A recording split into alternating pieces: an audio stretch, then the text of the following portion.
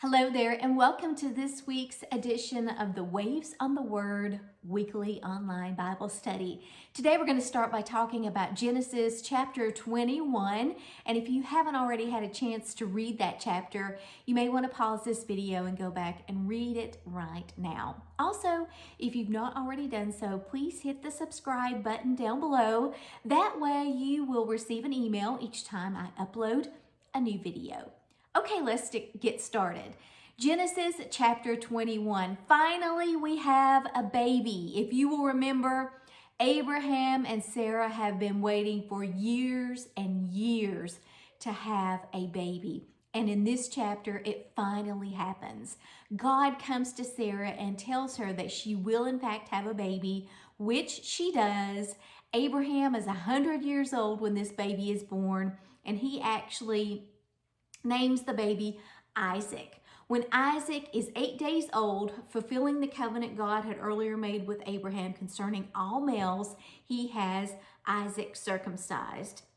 Isaac begins to grow, and when he is officially weaned, they have this huge party. And during this party, Sarah happens to see Ishmael.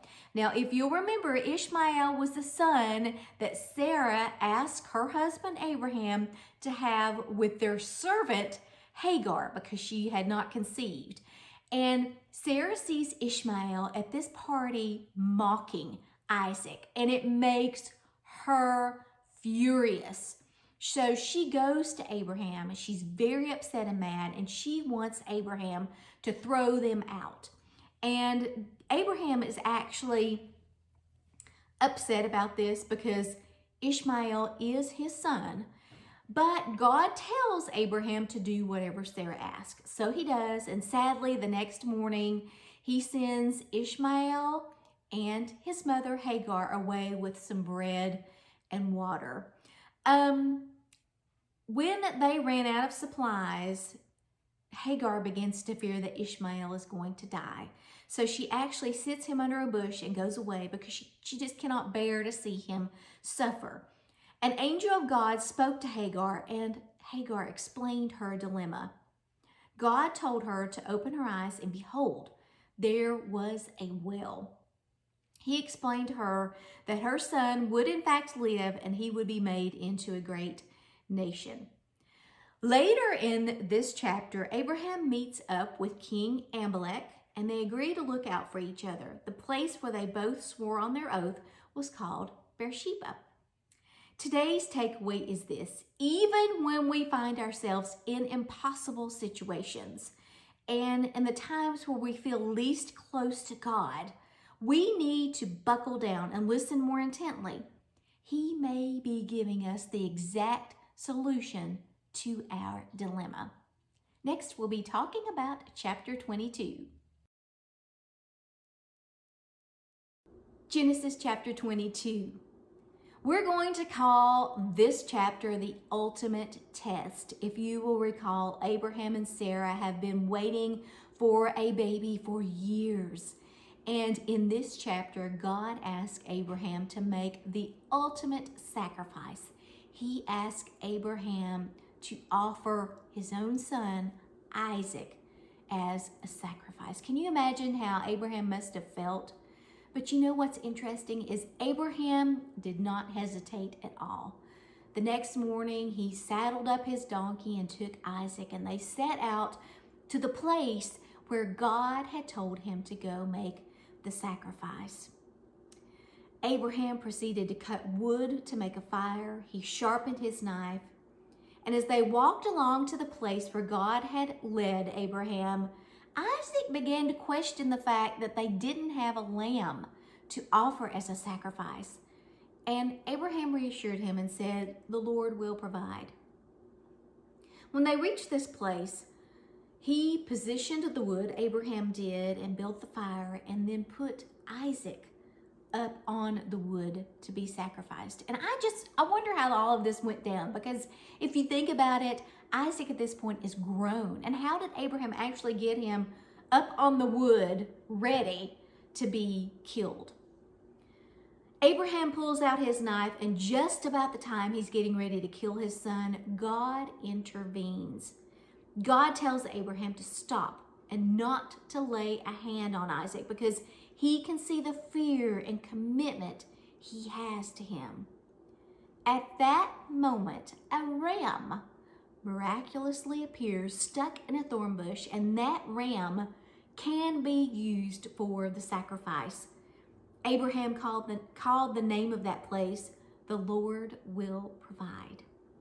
The angel of the Lord spoke to Abraham again and told him that because he had obeyed, he would be blessed, and he would have a numerous offspring, a huge offspring. Obviously, today's chapter takeaway has to do with faith. Can you imagine having faith like Abraham? In this lesson, I'm actually going to combine Genesis chapter 23 with chapter 24. 23 is short, so we're just going to combine those two. But in chapter 23, we sadly have to say goodbye to Sarah. She passes away at the age of 127. Abraham in this chapter is looking for a proper burial site for his beloved wife, and he has several people that actually offer him a free place to bury his wife, but Abraham insists on paying full price. He actually purchases the field of Ephron, and I think it's Machpelah. Included in the purchase was the cave located in the field and all of the trees, and he buries Sarah in the cave. In this chapter, my takeaway is this: even though Abraham was offered many burial sites for free, he chose to pay full price to honor the memory of his wife that he loved so much. Moving on to chapter 24, as Abraham continued to age, he asked his oldest servant to make a commitment to him, and this was a commitment to go find his son Isaac a proper bride. And he wanted to make sure that Isaac did not take a wife from the daughters of the Canaanites, but would instead find a wife for him from his country and kindred. They developed a plan for this servant to go out and find a wife for Isaac. So the servant set out with 10 camels and all sorts of jewelry and gifts from Abraham. When he arrived at the city of Nahor, he had all of the camels kneel outside of the city next to a well.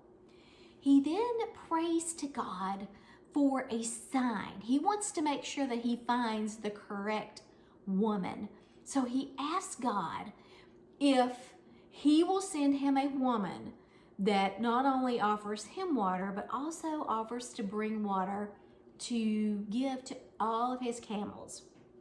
Now, I've done farm work, and I know that in order to bring water for 10 camels, that's going to be a big job. Before he could finish praying about this, Rebecca appears. Just as he asked, she offered him water and offered to water all of his camels. The servant proceeds to give her a gold ring and 2 bracelets. He also asked if there would be room in her home for him to spend the night and to be able to bring his camels as well. She warmly offered her home, and her brother Laban approached them. When he saw the jewelry his sister had been given, he also invited them to their home. When the servant got to their home, he explained exactly why he was there, and he told them about praying for a sign and how Rebecca appeared. Rebecca's mother and brother believed the servant and allowed her to leave with him, but initially they asked if Rebecca could stay there for at least 10 more days, and the servant said, no, we need to go ahead and leave now. So They did, and when the servant returned back home with Rebekah, Isaac took her as his wife, and he, in fact, was comforted after his mother's death. With this chapter, my takeaway has to do with asking God for signs. Why don't we take the time to pray more often to God to specifically give us signals for the decisions and actions in our own lives? Genesis chapter 25.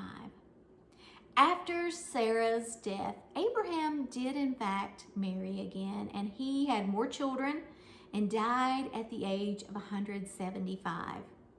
He was buried back with his first wife, Sarah. The chapter goes on to discuss the lineage of Ishmael and then proceeds to talk about Isaac praying for Rachel to become pregnant. At this point, she had not conceived, and he wanted her to, in fact, have a baby. So God allowed her to become pregnant, and she actually became pregnant with twins.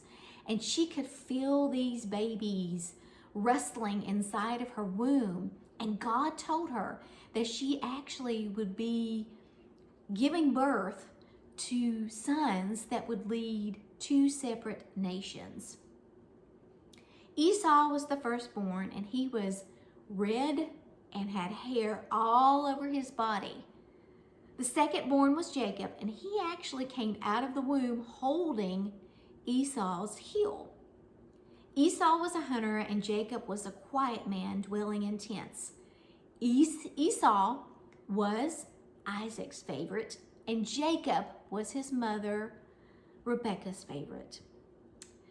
One day, after a busy day of hunting, Esau came in and was starved, and he smelled Jacob making this delicious stew. And he was so hungry that he offered to sell his birthright to Jacob in exchange for this dinner. My takeaway today is this: never make hasty decisions when you are hungry. Thanks so much for joining me this week. I'll see you back here again next time.